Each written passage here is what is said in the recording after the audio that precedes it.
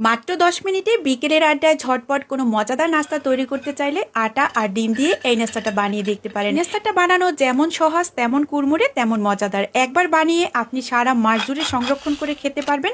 আর এই ডিম পিঠা বা বিস্কুটটা একবার বাসায় বানালে বাইরে থেকে আপনি বিস্কুট কেনাই বন্ধ করে দিবেন, কারণ বাচ্চারা ভীষণ রকমের পছন্দ করে। আশা করি রেসিপি ভালো লাগবে।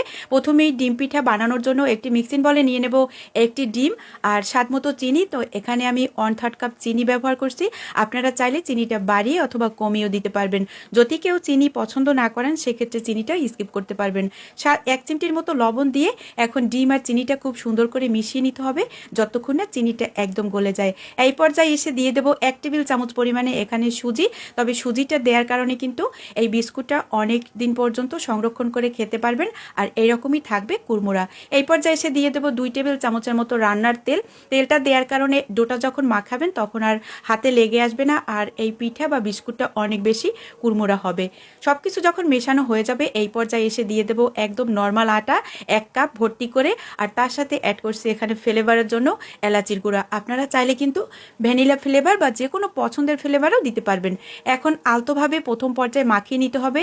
এই ডোয়ে কিন্তু কোনো রকম পানি ব্যবহার করা যাবে না। তো আপনারা অল্প অল্প আটা বা ময়দা দিয়ে এই ডোটা বানিয়ে নিতে পারেন। সেক্ষেত্রে কিন্তু আর কোনো রকম বাড়তি পানি বা দুধ অ্যাড করা দরকার নেই। পানি বা দুধ অ্যাড করার কারণে কিন্তু এই পিঠাটা বেশি মুচমুচা হবে না আর খেতেও ভালো লাগবে না।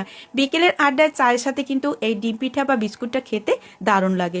এখন ডোটা খুব সুন্দর করে মাখিয়ে নিতে হবে যাতে রুটি বেলার সময় ডোটা পাশ থেকে ফেটে না যায়। ডোটা সুন্দর করে মাখানো হয়ে গেছে। এখন একটি বোটের উপর নিয়ে নেব আর বড় সাইজের একটি রুটি বেলে নেব। ভিডিওতে যেভাবে দেখছেন ঠিক এইভাবে করে। এই রুটি বেলার সময় কিন্তু কোনো রকম আটা ময়দা কোনো কিছু ব্যবহার করা যাবে না। সেক্ষেত্রে কিন্তু বিস্কুট বা পিঠা ভাজার পরে দারুণ একটি গোল্ডেন কালার আসবে, ওইটা কিন্তু আসতে চাইবে না। যাই হোক, দেখতে পাচ্ছেন একদম মোটা করে একটি রুটি বেলে নিতে হবে, আবার বেশি মোটাও না। ভিডিওতে যেভাবে দেখছেন ঠিক এইভাবে করে।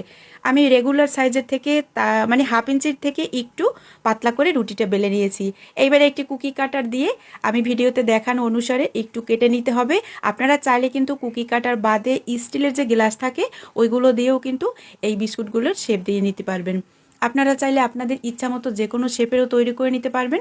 বন্ধুরা, এত সময় ধরে আমার রেসিপি দেখার পর রেসিপি যদি এতটুকু ভালো লেগে থাকে তো চাইলে আমার ছোট চ্যানেলটা ঘুরে আসতে পারেন, কারণ আমার চ্যানেলে অনেক বেশি নাস্তা আইটেম আর বেকারি আইটেম দেওয়া আছে যা আপনারা দেখলে অনেক বেশি উপকৃত হবেন। সবগুলো বিস্কুট বানানো হয়ে গেছে। এইবারে ভেজে নিব। পর্যাপ্ত পরিমাণে তেল দিয়েছি প্যানে, আর তেলটা যখন কুসুম গরম হয়ে যাবে ওই পর্যায়ে কিন্তু এই পিঠা বা বিস্কুটগুলো দিয়ে দিতে হবে। আর যখন পিঠাগুলো একদম দেখবেন যে উপরের দিকে ভেসে উঠছে ঠিক ওই পর্যায়ে কিন্তু চুলার